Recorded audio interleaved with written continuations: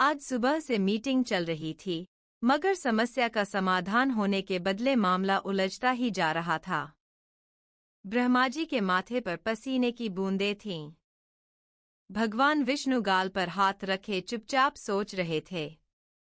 चित्रगुप्त महाराज अपनी लंबी चौड़ी फाइल खोले कैलकुलेटर पर कुछ हिसाब किताब कर रहे थे, परंतु सभी के मुख पर चिंता की लकीरें थीं।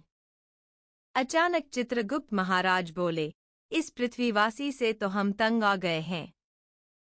एक तो पिछले जन्म के कर्मों के अनुसार इनके भाग्य में सुख है ही नहीं, मगर इनके इस जन्म के कर्मों के अनुसार यह थोड़े बहुत सुख का भागीदार बनते हैं।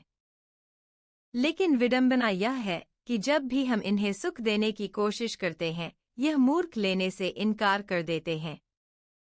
चित्रगुप्त महाराज बहुत गुस्से में थे। इधर कुबेर जी ब्रह्मा जी पर अलग गरज रहे थे, आप इस तरह मुझसे थोड़े थोड़े पैसे मत मांगा कीजिए। आप जानते हैं उन्हें अधिक देना नहीं है और कैश पैसे लेकर मैं घूमता नहीं हूँ। हर रोज थोड़े थोड़े पैसे बैंक से निकालते निकालते मैं परेशान हो गया हूँ।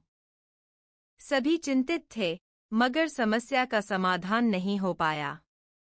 घर में कुछ नाश्ते का सामान बचा है? दरवाजे पर खड़े रामकृपाल बाबू ने पूछा। नहीं, मगर क्या बात है? कलावती ने पूछा। अरे, हाथ में कुछ पैसे आ गए, सोचा कि 15 दिन का राशन का सामान ले लूं, तो मैंने रिक्शा कर लिया। बेचारा रिक्शा वाला धूप में रिक्शा खींचा है, भूखा प्यासा होगा, रामकृपाल ने बड़ी विनम्रता से कहा। अहोभाग्य पूजा करके उठी और इतना बड़ा पुण्य करने का मौका मिला। मैंने अभी नहीं खाया है, मेरा नाश्ता बचा है वही खिला देती हूँ, कलावती ने प्रसन्न होकर कहा। दोनों पति पत्नी ने आनंद से रिक्शे वाले को भोजन कराया। निश्चिंत थे, अभी तो 15 दिन के राशन है ही। इधर पति पत्नी आनंद में थे, उधर ब्रह्माजी सिर पीट रहे थे। बगल से नारद जी गुजर रहे थे, चुटकी लेते हुए पूछे, जगतगुरु, जगत पिता, आज किस बच्चे ने नादानी की? अरे, क्या कहूँ, इन दोनों से मैं तंग आ गया हूँ। इनके घर में भुखमरी थी, तरस आ रहा था, फिर भी मैं असमर्थ था, क्योंकि इनके अकाउंट में एक भी पैसे नहीं थे। मगर पति पत्नी के पूजा पाठ की वजह से नारायण प्रसन्न हो गए और मुझे पैसे इंतजाम करने को कहा। मैंने कर भी दिया, मगर देखो सुख इनके नसीब में ही नहीं है। दोनों हाथ से लूटा रहे हैं, फिर 2 दिन बाद कंगाल हो जाएंगे। ब्रह्माजी ने गुस्से में कहा। नारद जी ने किसी प्रकार से ब्रह्मा जी को समझा बुझाकर शांत किया। महेश्वर पूजा पर बैठा था। दिसंबर की कंपकंपाती रात थी। ठंड हड्डियों को छेद रही थी। कई रातों से वह सो नहीं पाया था। पिता की बीमारी के लिए पैसों का इंतजाम नहीं हो पाया था। उसी इंतजाम में वह कई दिनों से प्रयासरत था। आज जाकर उसकी मुराद पूरी हुई थी। प्रसन्न मन से वह भगवान के सामने ध्यान लगाए बैठा था, मगर ध्यान कहीं और चला जाता। कराहने की आवाज, कोई रो रहा था।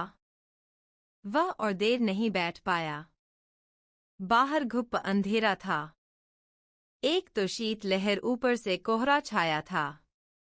उसने कंधे पर शॉल डाला और टॉर्च लिए हुए सीढ़ियों से नीचे उतर गया।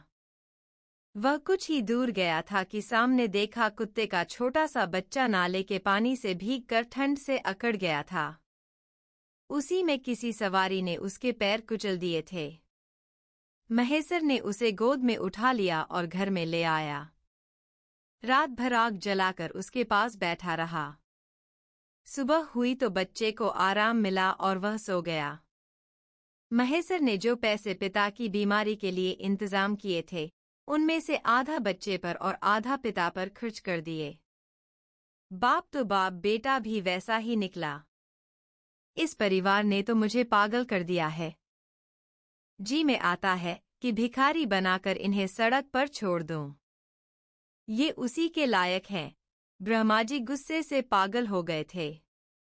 अरे, कई रातों से बेटा सो नहीं पाया था। सोचा था कि पैसों का इंतजाम कर दूं, तो दो कम से कम चैन की नींद सो तो पाएगा। पिता का भी इलाज कर लेगा और महीने भर घर का खर्च भी ठीक ढंग से चल जाएगा।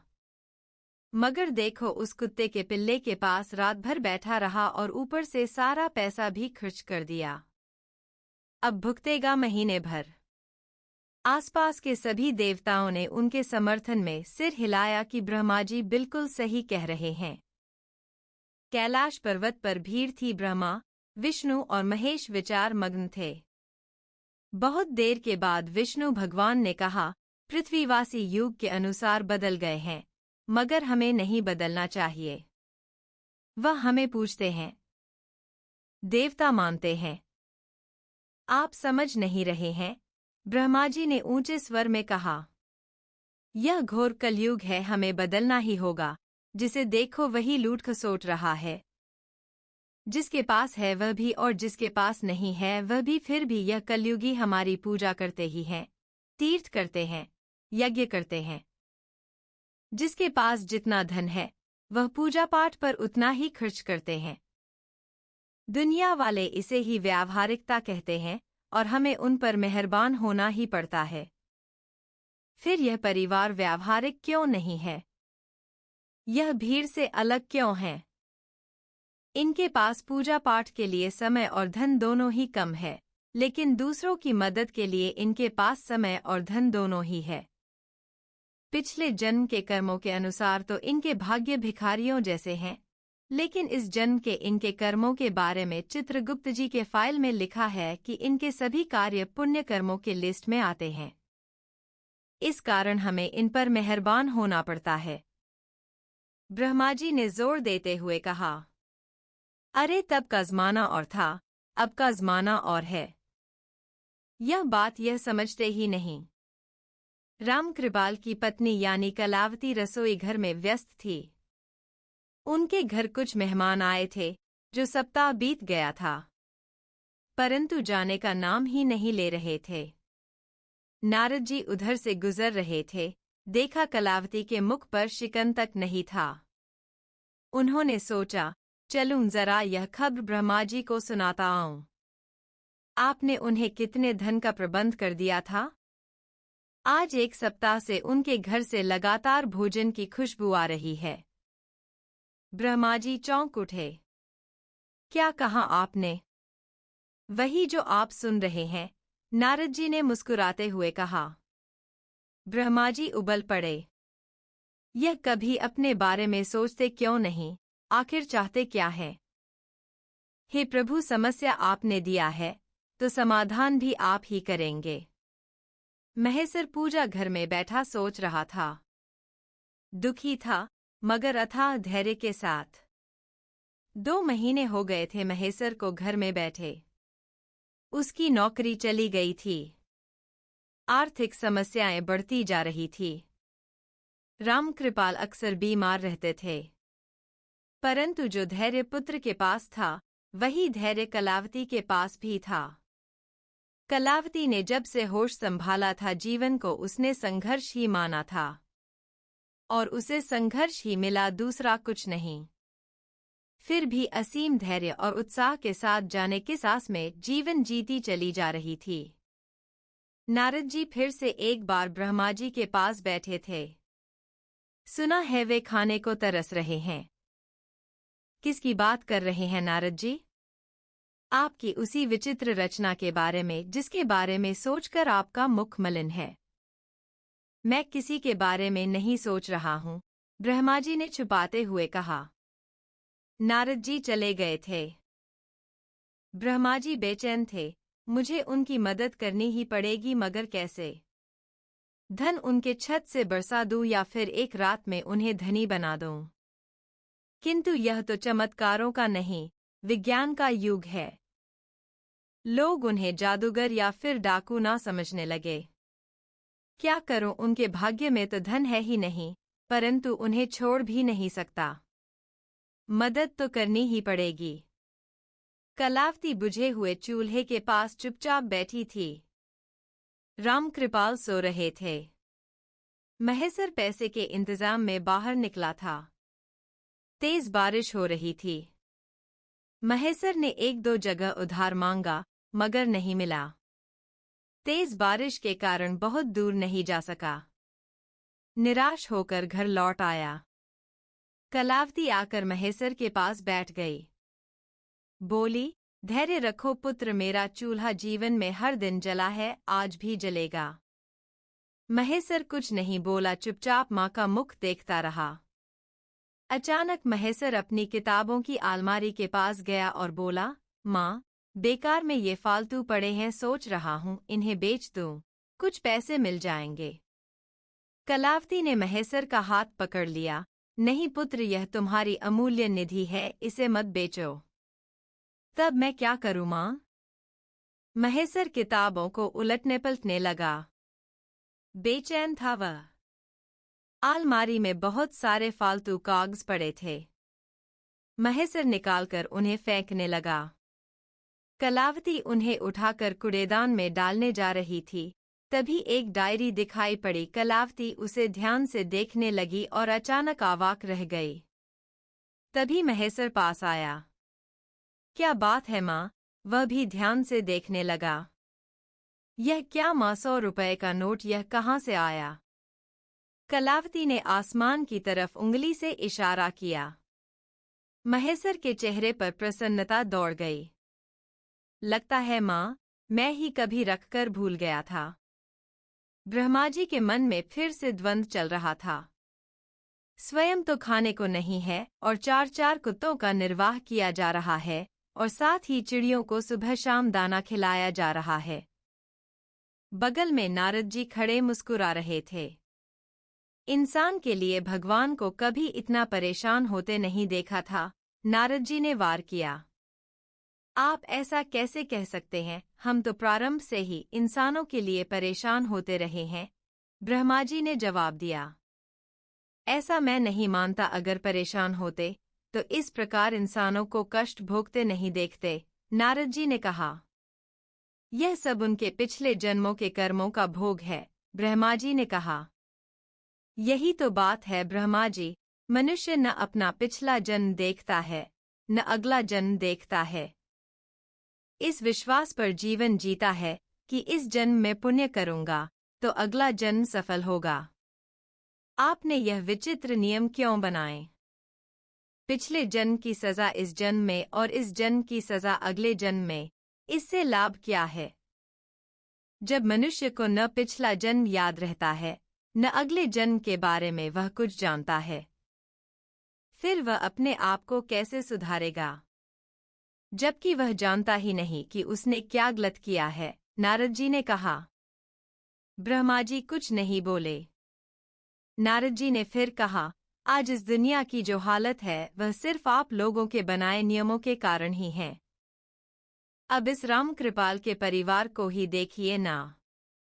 ईमानदारी, आदर्श और पवित्रता का प्रतीक है यह परिवार, मगर सुख के नाम पर इनके पास है क्या? किसी तरह घिसट कर जीवन जी रहे हैं।